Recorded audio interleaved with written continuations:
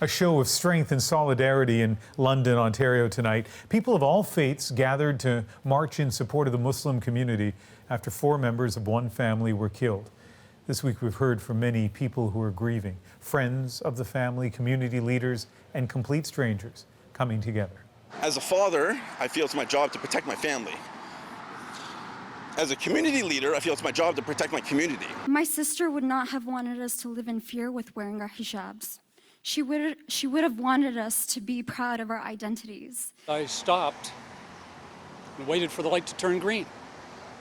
And I never once thought about my personal safety. And everybody deserves that same right. So this evening we want to check back with those people you just heard from, each part of the community, to see how they're doing. And Yasmin Khan, Hassan Mustafa, and Gary Allen Price join us from London, Ontario. Welcome to all of you. Thank you. Thank you. Hello.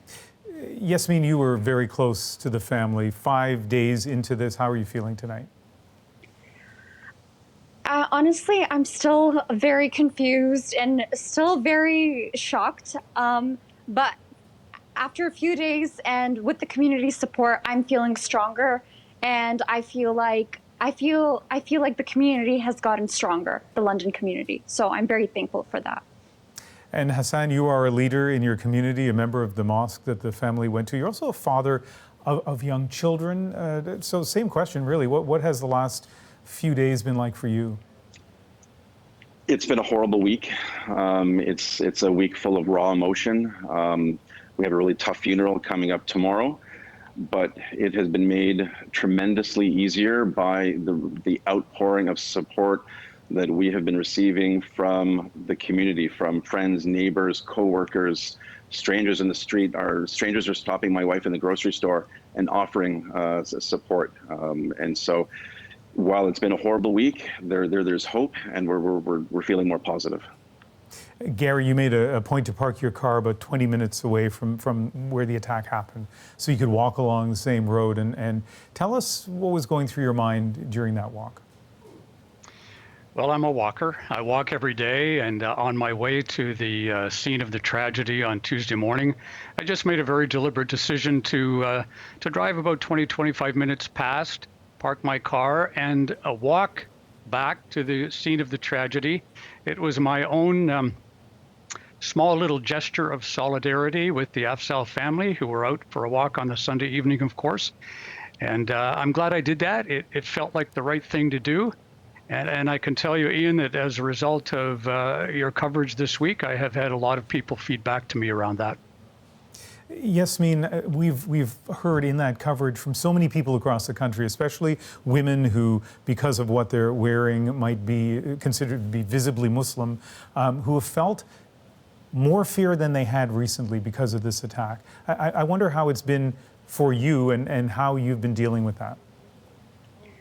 Honestly, Ian, the first day I felt very scared. I didn't even go check my mail, and it's just been very tough.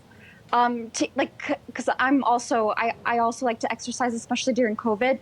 I can't even do that anymore because I have a fear for my family that, we're all dependent on each other, but now it's this. The message that I'm trying to deliver is that we can't be scared, because if we're scared and we have fear, we let the others win. We let the people that wanted to hurt us win. And I know for a fact that my sister, she would have continued to wear her hijab with pride. And it's important that we as Muslim sisters gather together and wear this with pride. And by sister, you mean a member of the Afzaal family that you feel sisterly towards. Hassan, you're a father. Can I ask you what kind of conversations you've been having with your kids in particular this week? So my daughter was friends with Yumna, and she's been very distraught, and she was one of the girls that was afraid to go outside when it was mentioned during the vigil.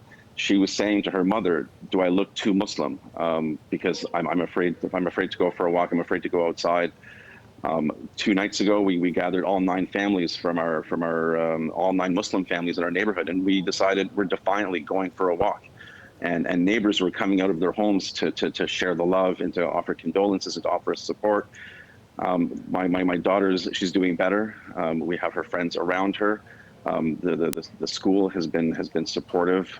The teachers have done a wonderful job, but it's going to take a lot of time for them to heal and for them to feel safe again. Gary, you've lived in London for a long time. What do you think this week, and I mean, it's the attack, but also the aftermath of the attack. What do you think this week says about London? Well, I would offer you this, Ian.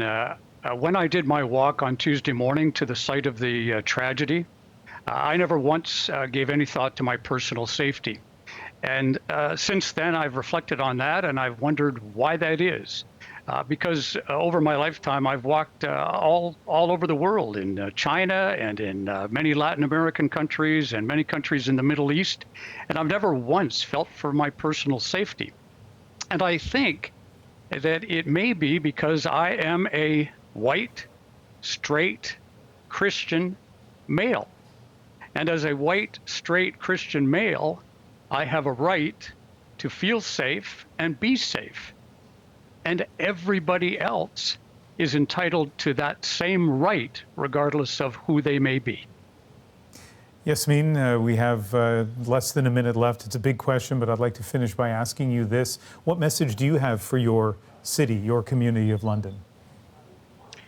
So I just want to say thank you to everyone who has shown immense support to us.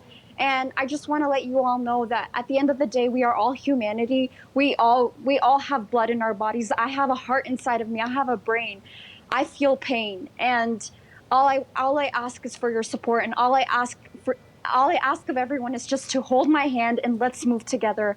Let's create some change. And let's create some change for a safe environment for everyone in Canada.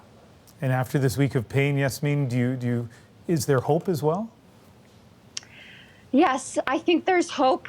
Actually, I believe there's hope with the amount of support that we have. I've been a bit disappointed with certain politicians' reactions, but I know that as a community, we can all change this and we can all strive for change.